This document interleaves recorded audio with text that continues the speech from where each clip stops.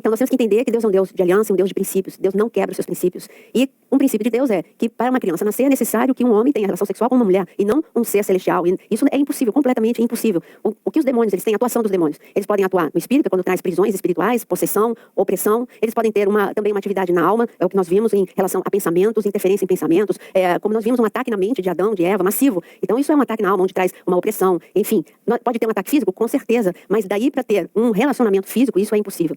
Então, aqui o que nós entendemos é que homens possessos, uma cultura demonizada, homens que... Porque aqui nós chegamos num momento em que a Terra está completamente caótica, como no início a criação estava num caos, aqui é o homem, a sociedade está um caos. A sociedade chegou no pico, no ápice. Eu acho interessante, tem um livro muito interessante de um rabino que fala da fornalha. Ele diz o seguinte, que o povo de Israel, ele só chegou, ele foi escravizado no tempo de Êxodo, porque ele chegou no grau mais inferior, ou seja, ele desceu, foi uma decadência na sua vida espiritual, se esquecendo das promessas, se esquecendo de Deus e se encantando com o Egito. Então, o homem chegou no seu mais baixo grau espiritual, por isso veio a escravidão. E aí ele conta nesse livro como todo o processo das pragas foi um processo de Deus levar esse povo de volta até o seu mais alto nível espiritual para tirar dessa escravidão. E aqui em Gênesis 6, o que a gente tem é um povo que chegou no seu mais baixo nível de moral, espiritual, em todos os sentidos. Então era lógico que tinha homens completamente demonizados que tiveram relações com mulheres, homens filhos de Deus, homens que um dia conheceram a verdade e que se afastaram da verdade, se afastaram do Deus verdadeiro e tiveram relações com mulheres. E aí veio uma geração debaixo de uma opressão, criada distante de Deus.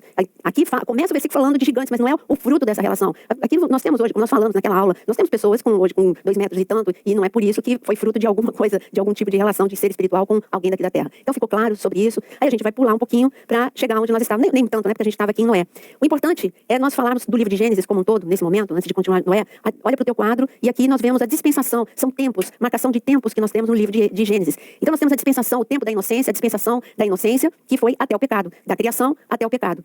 A dispensação da consciência, que começa em Gênesis 3, a partir do pecado. E nós temos também a dispensação do governo humano, que foi agora, neste momento que nós vamos entrar, quando o dilúvio cessa e Noé entra agora numa aliança com Deus. A gente falou de aliança de sangue e nós vamos ver mais uma vez a aliança sendo feita com Noé, e dessa vez com um sinal. Lembra que a aliança tem sinal? E Jesus, ele leva marcas de uma aliança, e nós temos marca de aliança. Noé também. Noé, a marca da aliança entre o céu e a terra, entre homem e Deus, vai ser o que nós vemos até hoje, que é o arco-íris. Então nós vemos a marca da aliança. E a partir desse momento, quando o dilúvio cessa, a terra, a água seca, e Noé, ele desce da arca, nesse momento ele entra numa nova aliança com Deus. A aliança, ela é sempre renovada. É só nós repararmos no Antigo Testamento, quando alguém levanta um altar de pedras, ali é uma renovação de aliança. E aqui nós temos uma aliança feita entre Deus e o homem, através de Noé, e nós entramos numa outra dispensação, a dispensação do governo humano. E depois nós temos a dispensação, quando entram os patriarcas, a dispensação patriarcal, todo um período que nós vamos ver de Abraão, Isaac, Jacó, e terminando com a dispensação a dispensação da lei, que já entra em Êxodo. Aí é o tempo de Moisés, quando Deus dá a lei para Moisés no Monte Sinai.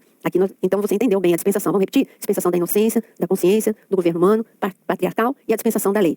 Indo agora para Noé, como eu disse, Deus, o sinal da aliança, algumas vezes nós vamos ver na Bíblia que Deus traz para a terra algo que existe no céu. Quando o dilúvio cessa, quando a água seca e Noé, ele desce e Deus estabelece essa aliança e o sinal que nós falamos do arco-íris. Quando a gente chega em Apocalipse, nós vemos que o trono de Deus, por detrás do trono de Deus, tem um arco-íris verde. Quer dizer, a aliança, ela traz para a terra aquilo que tem no céu, traz recursos da terra que não existem aqui na terra, do céu, que não existem aqui na terra. Vamos lembrar um pouquinho de um aspecto da aliança? 2 pessoas entram em aliança, uma para beneficiar. Sempre tem um que tem mais coisas para dar para o outro. Então, como no caso de Davi e Jonatas, Jonatas tinha mais para dar para Davi. Era uma troca. O que Jonatas tinha mais do que Davi? Ele tinha riqueza, ele era um príncipe, ele tinha armas que Davi não tinha. Mas Davi, por outro lado, tinha o que Jonatas não tinha. Tinha uma unção de guerra, ele tinha realmente uma valentia, uma ousadia. E ali ambos se beneficiaram com essa aliança. Mas no nosso caso, nós que somos os beneficiados da aliança. Deus dá tudo e a única coisa que ele pede é o nosso coração e o nosso amor. Mas ele dá todos os recursos do céu pra gente. Ele dá o seu exército para trabalhar a nosso favor. Ele dá o que nós não temos aqui, a força do céu. Ele dá a sua glória, ele dá a sua justiça, ele dá a sua proteção. Então nós somos os grandes beneficiados dessa aliança. E por isso que ele trouxe como sinal para Noé, olha, o que eu tenho aqui no céu, eu estou pondo visível aí para você na terra, para você lembrar que está à tua disposição, o reino dos céus está à sua disposição. É lógico que Jesus que vai abrir o reino dos céus. Mas já estava apontando para aquilo que Jesus traria para nós. Aliança, nós vamos ver o tempo todo. Aliás, o livro chama Brit, o livro da aliança. A Bíblia chama o livro da aliança. Brit Milá, aliança do Antigo e a aliança do Novo Testamento. Jesus usou essa palavra, não foi? Ele usou, essa é a nova aliança que eu tenho com vocês. Então, isso mostra que tinha uma aliança antiga e uma aliança nova, uma aliança melhor, em cima de melhores causas, né? Que ele vai apresentar no Novo Testamento.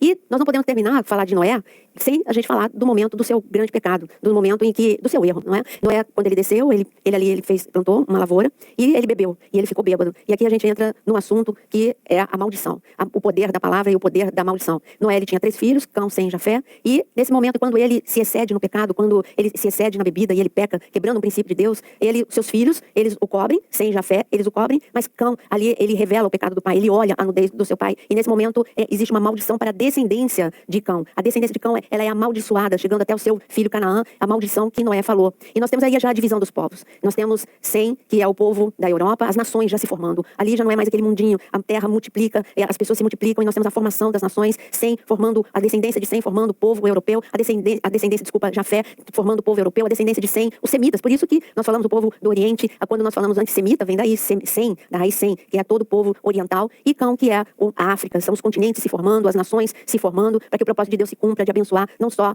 algumas pessoas, mas toda a terra e todas as nações.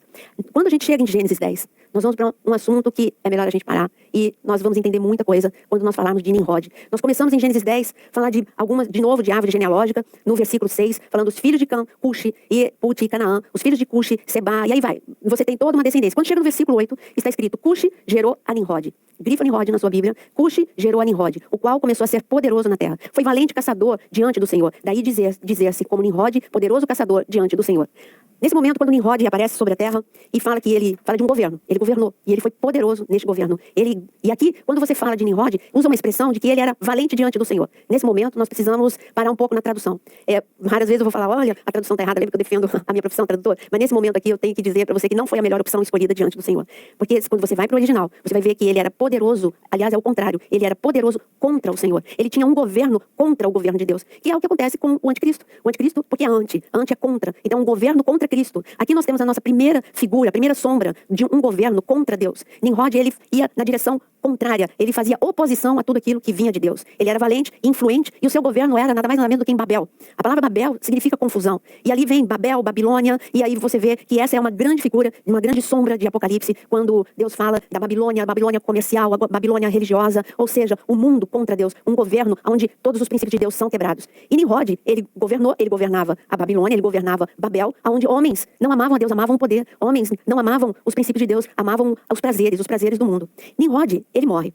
Como todo mundo, ele tem que morrer. Sua mãe se chamava, aqui é uma curiosidade, porque você não tem aqui o nome da mãe de Nimrod, mas se você for pesquisar em livros de história, e você vai ver, de historiadores de história, você vai ver que Nimrod, ele tinha uma mãe chamada Semiramis. Quando seu filho morreu, ela amava o poder como seu filho. E ela pensou, bom, eu vou perder, meu filho morreu, acabou o poder. Não, então ela disse para todos, o meu filho não morreu, e ela engravidou. Ele vai nascer de novo, ele simplesmente agora, eu estou grávida dele. E aí que a gente vê o princípio de toda idolatria. E todo mundo acreditou no que Semiramis falou. E todo mundo esperou o nascimento do filho de Semiramis. E quando esse filho nasceu, e ela com o seu filho no braço, aí a gente vê toda a raiz da idolatria, de Maria com um bebê no braço, você vê toda uma origem, já uma origem da idolatria. Semiramis, quando nasce o seu filho, todo mundo adora, todo mundo idolatra, verdadeiramente, ele é Nimrod reencarnado, Nimrod voltou, e Nimrod vai reinar, e Nimrod vai governar novamente. E se criou, a partir daí, uma adoração a essa criança, onde todos colocavam oferendas debaixo de uma árvore para adorar a essa criança. Então, é interessante você ver todo o princípio da idolatria aqui em Nimrod, e como tudo teve um princípio. Mas quando a gente está falando agora, eu disse que a gente ia falar de uma curiosidade, de quando Nimrod morreu, o que aconteceu com a sua mãe,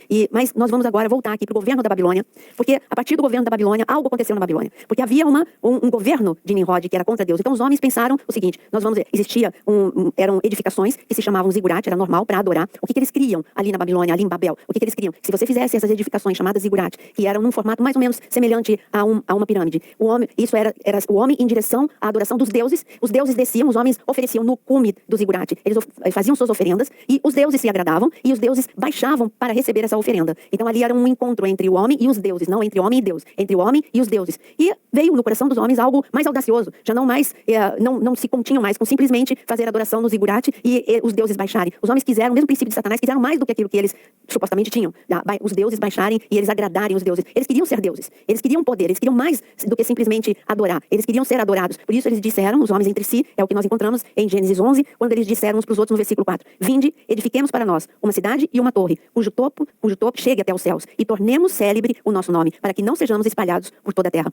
Então eles se uniram para construírem um zigurate gigante que chegasse até os céus, na ideia deles chegar, para que eles se tornassem deuses. O mesmo princípio de Satanás, quando ele diz ali em Isaías 14, que ele queria chegar além do trono, acima das nuvens, ou seja, ele queria não ser mais criatura, mas ele queria a adoração do Criador, ele almejou ser adorado. E nós vemos na tentação que é isso mesmo, que o que ele mais queria e o que ele mais quer é ser adorado. E os homens também, eles quiseram ser adorados. E aí a gente chega no nosso mundo moderno e a gente vê que hoje o princípio continua o mesmo. Pessoas que querem a adoração para si, e isso a gente vê em todos os lugares. Nós vemos no mundo gospel, nós vemos no mundo artístico, a idolatria. O homem, ele nasceu para adorar. E quando ele deturpa, quando ele vai por um caminho diferente, ele realmente aí é como Nimrod, contra Deus, é como o anticristo, vai contra o governo de Deus, contra os princípios de Deus. Alguém que nasceu, esse é o ápice da perfeição do homem e da harmonia, e é o encontro do céu e da terra, é quando o homem adora. E quando ele passa do desejo de adorar para ser adorado, é aí que realmente o caos entra na vida. E foi o que aconteceu aqui. Não foi adiante, não tem como, não foi adiante o projeto, foi um projeto falido, e Deus, quando viu que o homem chegou aonde Satanás tinha chegado na rebelião do céu, Deus mandou confusão para os homens. E foi nesse momento, até aqui, todo mundo falava a mesma língua. E daqui, a partir deste momento, Deus dividiu os homens porque eles passaram a falar outras línguas.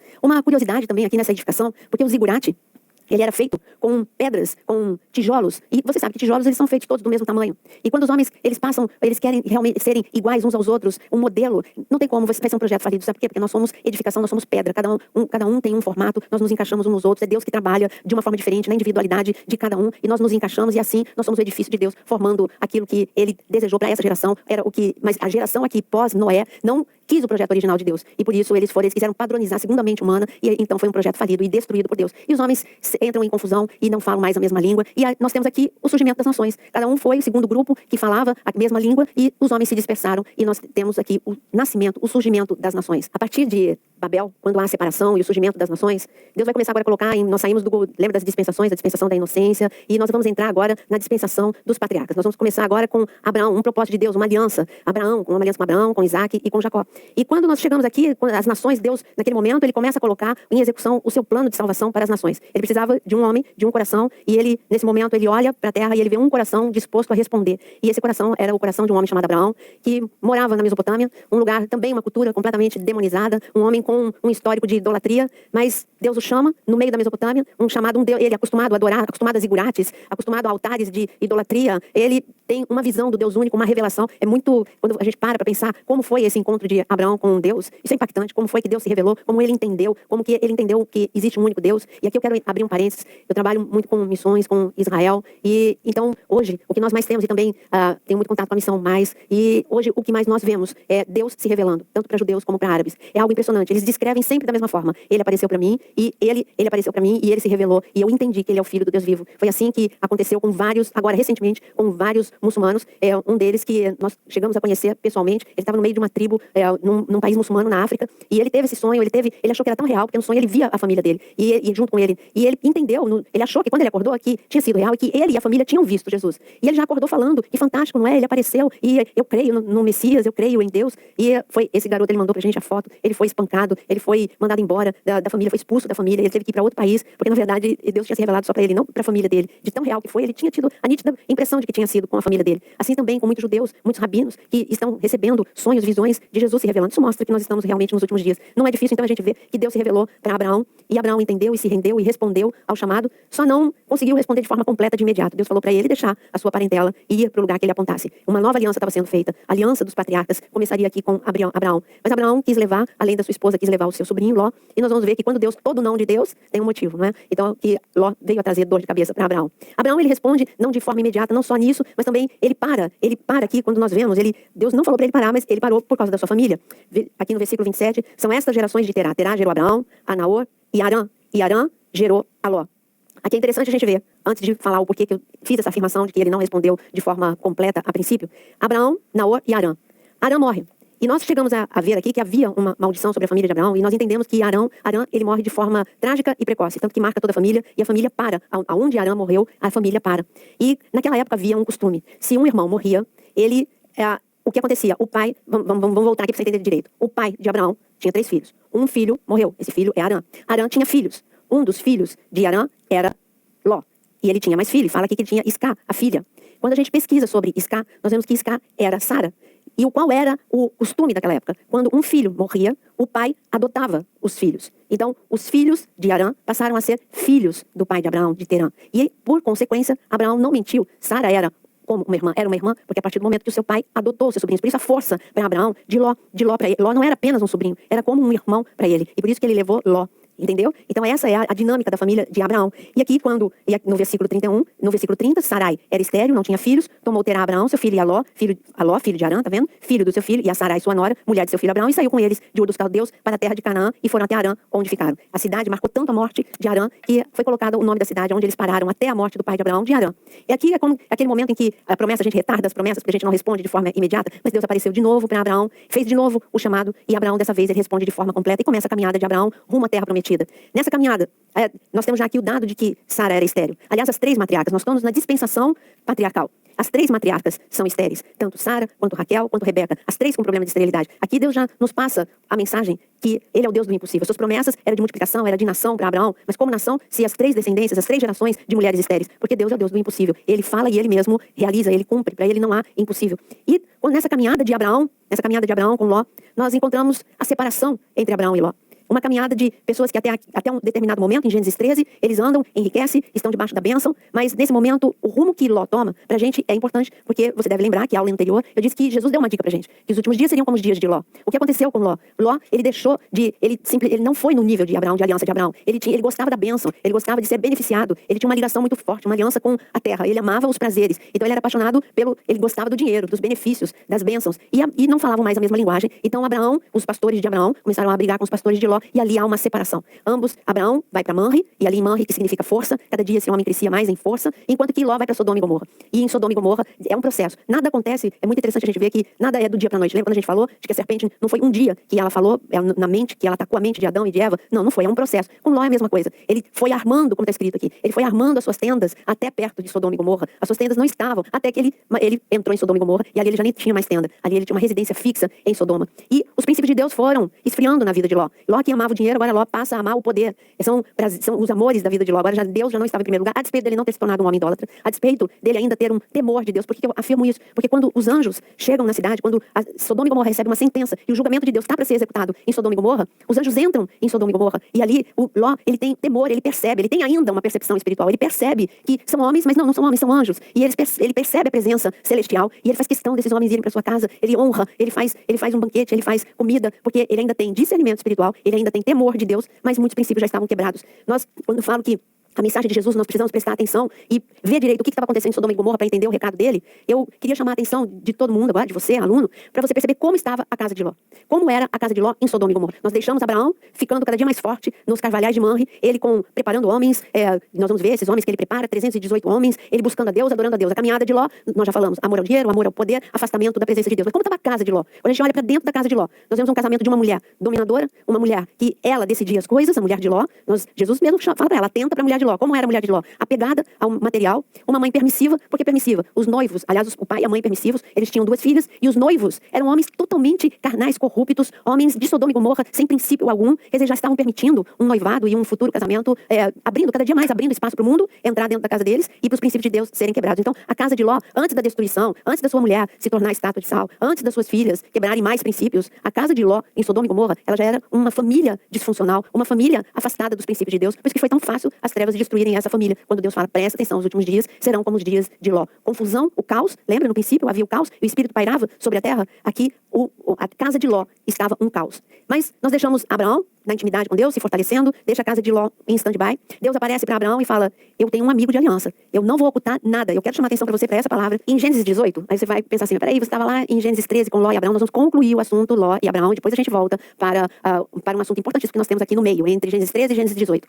Em Gênesis 18, Deus aparece para Abraão, lá nos carvalhais de Manre, e ele fala, olha o que está escrito em Gênesis 18, versículo 17. Disse o Senhor a Abraão, ocultarei a Abraão o que estou para fazer? Isso é uma linguagem de aliança, de amigo de aliança. Um amigo de aliança, ele não esconde nada do outro amigo, ele fala tudo. E aqui Deus está, aquele nível de aliança de sangue, é um relacionamento de aliança, não oculto nada de você. Eu vou contar tudo para você, eu revelo tudo para você. E Deus falou para Abraão, olha, Sodoma e Gomorra chegou no limite, eu tenho ouvido o clamor daquela cidade, e o juízo, eu vou exercer o meu juízo, eu vou destruir aquela cidade. Logo Abraão vem, e é o poder da intercessão, vem Abraão e começa um diálogo com Deus, mas Deus, pensando no amor por sua família, por Ló, mas Deus, e se tiver 50 justos? Então eu não destruo. Aí Abraão fica com o meu Senhor, se tiver 40, enfim, chega até 10, e Abraão fala, Senhor, mas se tiver 10 justos? E aí Deus continua dizendo, não, eu não vou destruir, se tiver 10 justos, eu não vou destruir. E é muito interessante você ver aqui Nós vemos no livro de Gênesis um princípio de intercessão. Deus não é Deus que para, é o homem que para, é o homem que desiste. Abraão parou no número 10 e desistiu, não continuou a falar com Deus. E está escrito que quando Abraão falou pela última vez e Deus disse, se tiver 10 eu não destruo, e Abraão silenciou e Deus se afastou de Abraão. E por misericórdia, mas mesmo assim, por amor a Abraão, por amor à aliança, mais uma vez a palavra aliança, por amor à aliança, Deus manda anjos irem até a casa de Abraão. Mas no meio desses anjos são 3, mas 2 são anjos, mas aqui nós vemos claramente que um deles era o próprio Senhor, que era o Senhor Jesus, uma das aparições do Senhor antes dele vir em carne. E quando eles entram em Sodoma e Gomorra, ali aqueles homens perversos, aqui nós vemos o quadro da nossa sociedade. O que é que nós vemos hoje? Nós vemos uma aberração em relação à aberração sexual, nós vemos todo tipo de deturpação, a violência. Quando esses homens entram na cidade, aqueles homens querem violentar os 3 que entraram. E Ló, que já está com os princípios, já está pensando como eles, fala, olha, não. Os anjos entraram na casa de Ló, ele falou, não toque neles, eu dou minhas filhas que são donzelas, né? É o que Ló pensava, né? Eu dou as minhas filhas que são donzelas. Mas o anjo puxa Ló para dentro de casa e nós vemos mais um princípio. Bereshit, livro dos princípios. Jesus diz que nos últimos dias nós precisamos ficar atentos, ou senão o ladrão ele chega e as portas vão ser arrombadas. Porta arrombada. Aqui nós vemos na Arca de Noé, Deus fecha a porta da arca. Aqui o anjo fecha a porta da casa de Ló. E quando o anjo fecha a porta da casa de Ló, imediatamente uma ação sobrenatural cai sobre os inimigos da casa de Ló. E eles são feridos de cegueira e eles não encontram mais a porta da casa de Ló. E isso é para nós aplicarmos mesmo. Quando nós oramos, Deus fecha a porta da nossa casa e os nossos inimigos são feridos de cegueira e toda influência de destruição familiar que está hoje na nossa sociedade não entra na nossa casa, porque esse é um princípio de intercessão, esse é um princípio de proteção de Deus sobre a nossa casa. Nós estamos terminando essa aula, terminamos a aula falando do ataque à casa de Ló, a importância da porta, da intercessão, a importância da aliança, entendendo o aviso de Jesus, os últimos dias serão como os dias de Noé, os dias de Ló, e na próxima aula a gente vai continuar sobre esse assunto.